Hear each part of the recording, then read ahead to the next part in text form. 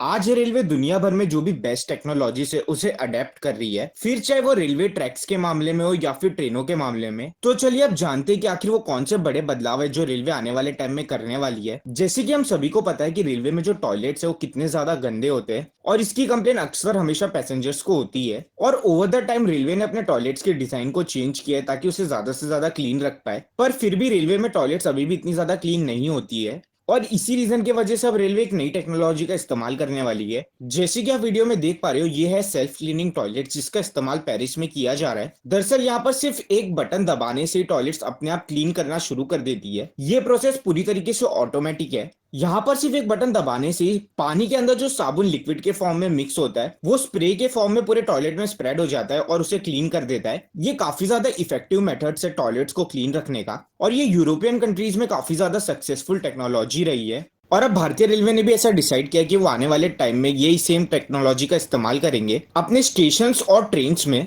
ये self cleaning toilets का जो कॉस्ट है वो भी काफी ज्यादा कम होता है कंपेयर टू हमारे नॉर्मल टॉयलेट्स। इसी के साथ साथ रेलवे जो दूसरा सबसे बड़ा बदलाव करने जा रही है वो है हमारे रेलवे ट्रैक्स का। वंदे भारत एक्सप्रेस जो कि भारत की सबसे फास्टेस्ट ट्रेन है, जिसकी रफ्तार है 220 किलोमीटर प्रति आवर की, लेकिन फिर भी हम इसे मैक्स 160 किलोमीटर प्रति आवर की रफ्तार से चला सकते हैं। और उसका मेन रीजन है रेलवे ट्रैक्स। अभी के जो हमारे रेलवे ट्रैक्स है उनमें इतनी ज्यादा क्षमता नहीं है कि वो 220 किलोमीटर से चलने वाली ट्रेन की रफ्तार को झेल पाएंगे। और इसी रीजन के वजह से इतनी ज्यादा हाई स्पीड ट्रेन बनाने के बावजूद रेलवे को ट्रेनों की स्पीड को कम करके चलाना पड़ता है। लेकिन अब इसका भी सोल्यूशन रेलवे ने ढूंढ निकाला है। दरअसल यहाँ पर अब जापान के बैलेस्टलेस ट्रैक्स का इस्तेमाल किया जाएगा। यूजुअली ये जो बैलेस्टलेस रेल ट्रैक्स है इसका इस्तेमाल जापान बुलेट ट्रेन को चलाने के लिए करता है, पर भारत में तो इसका इस्तेमाल बुलेट ट्रेन कॉरिडोर में तो किया ही जाने वाला है। इसी के साथ साथ जो हमारे नॉर्मल रेल ट्रैक्स है उन्हें भी रिप्लेस कर देंगे इस बैलेस्टलेस ट्रैक्स के साथ, क्योंकि अब वंदे भारत जैसी 420 ट्रेनें और बनने वाली है भारत में। और उनके लिए चाहिए हमें एक हाई स्पीड रेल ट्रैक जो कि इन ट्रेनों की रफ्तार को झेल पाए। हर साल एक स्विट्जरलैंड जितना एंटायर रेल नेटवर्क भारत में बनाया जा रहा है, यानी कि उतने साइज के रेल ट्रैक्स को इंस्टॉल किया जा रहा है। लगभग 5000 किलोमीटर के रेल ट्रैक्स को हर साल बिछाया जा रहा है। एक बार जब रेल ट्रैक्स का काम खत्म हो जाएगा तो रेलवे और भी नई नई ट्रेनों की मैन्युफैक्चरिंग पर काम करने वाली है जो कि वंदे भारत एक्सप्रेस जैसी होगी।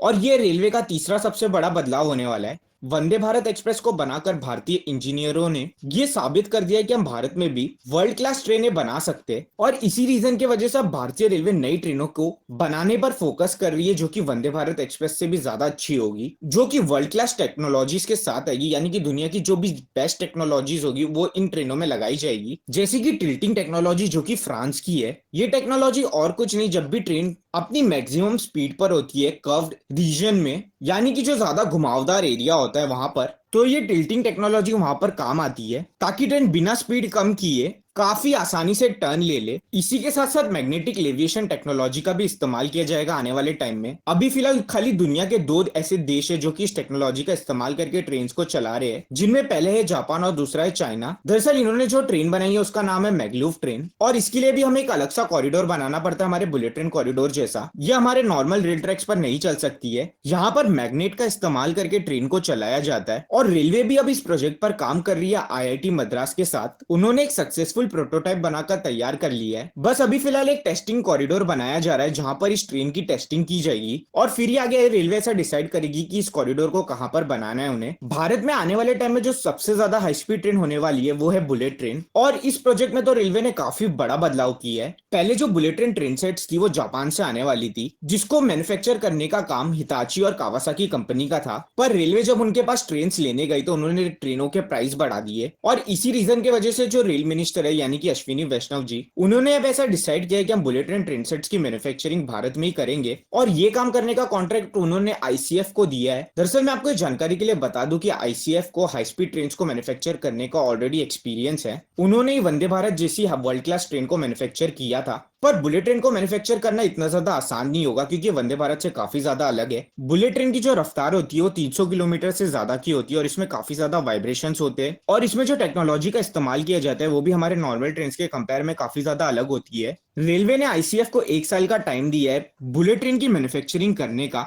जिसकी रफ्तार 250 किलोमीटर प्रति आवर की होगी। ऐसे तो फिलहाल रेलवे की अभी जापान से बात चल रही है कि वो उन्हें टेक्नोलॉजी दे दे ट्रेन को मैन्युफैक्चर करने की, जिसकी वजह से ट्रेन का जो ओवरऑल कॉस्ट है वो भारत में हमें काफी ज्यादा सस्ता पड़ेगा और एक वर्ल्ड क्लास ट्रेन को भी हम मैन्युफैक्चर कर पाएंगे। जापान के पास 50 साल से भी ज्यादा का एक्सपीरियंस है बुलेट ट्रेन को मैन्युफैक्चर करने का। पर देखते अब आने वाले टाइम में इस चीज को लेकर क्या होता है। रेलवे स्टेशन को भी लेकर रेलवे काफी बड़े बदलाव करने वाली है। 250 से भी ज्यादा रेलवे स्टेशन को रीडेवलपमेंट किया जा रहा है। इसी के साथ साथ कुछ नए स्टेशन को भी रेलवे बना रही है जो कि मल्टी मॉडल हब्स होंगे। तो ये थे कुछ बड़े बदलाव जो कि हमें आने वाले टाइम में रेलवे में देखने मिलने वाले। तो दोस्तों इस पर आपकी क्या राय है मुझे कमेंट सेक्शन में जरूर बताइएगा और अगर आपको ये वीडियो अच्छी लगी तो वीडियो को लाइक कर दीजिए। जय हिंद।